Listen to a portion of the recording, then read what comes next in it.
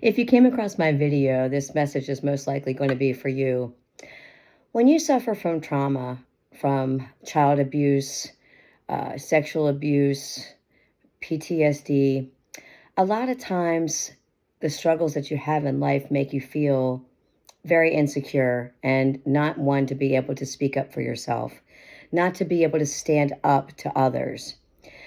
The Bible says, and this is Proverbs 31:8, to speak up for those who cannot speak for themselves, to ensure justice for those being crushed. And this brought me back to a time when I used to work with a family member of mine, my aunt, very sweet person, and she actually brought me to the Lord. She got me saved 20 some years ago. But I used to work with her, and we worked in an office environment that was it was a sales environment, and it was kind of small. The office manager sort of had her desk at the front of the office in front of a window. And then there was just like maybe 5 or 6 other desks behind her. But she used to have a candle on her desk, and she would light that candle every day. And every day when I would come in, my aunt would be there. She would try to be talking on the phones, and I would see these tears just streaming down her face. And I would say, "What's wrong?" And she would just kind of look at me and point to the candle on the desk. So she had allergies. The allergies from the candle burning all the time was making her tear up and cry all the time. So finally, one day I went up to the office manager and I said, "I'm sorry, could you please blow out that candle?" And she just kind of gave me this glare. And I said, "I'm sorry, but, Betty over here is crying. She can't talk on the phone. She can't function because she's allergic to this candle." So I walked outside and I came back in, and the candle was still burning. The office manager never blew it out. And I walked back over to her again, and I went to her desk and I looked her straight in the eye and I said, "You need to blow out the candle." And I just stood there. And she blew out that candle. See, sometimes the people in our lives, bullies, they can be in family, they can be friends, but they can also be people we work with. And when they see that you're not willing to speak up, they're going to continue to do the things that they want to do, no matter whether it hurts you or not. If you're not willing to speak up, they're going to keep doing the things that they want to do that will continue to hurt you.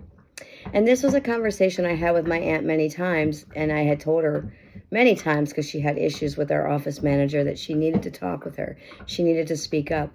And she would say, "I just can't. I can't do it. I can't talk to her. I just don't know how to say anything with her without her getting mad at me." And I'm like, "Look, the only way you're going to make a difference is to speak up." And that's why I wanted to bring this up today. We have to speak up. We have to start our healing by talking about it. We can't keep holding it down, keep being afraid of who is going to get mad for us speaking up. There are so many people in this world that are hurting today. They're hurting from child abuse, sexual abuse, from being bullied, kids in school being bullied, and they're afraid to talk about it. They're afraid to speak up. They're afraid to tell their parents because they don't want their parents going to the schools and talking to the principals and getting the other parents involved, where the kids are now going to be mad at the other kid for even talking about it. We can't keep going through this vicious cycle. It's got to stop somewhere.